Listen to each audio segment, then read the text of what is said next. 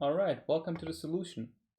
So, first of all, what I would do is take those values and put them in our help table. You could now put them in the third column, C, or you could make a totally new table with gummy bears and that price. Besides that, it's up to you.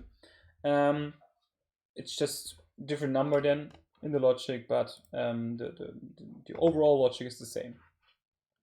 Then we need the price column name, so we call the price, and then we use the VLOOKUP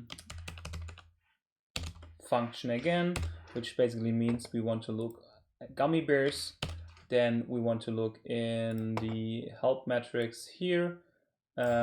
We want to now not check the first, not the second, but the third value. And again, it needs to be exactly the same value, so it's again false. And before we have to do that twice, we already make the dollar signs here, hit enter, and that's it. So see you in the next video.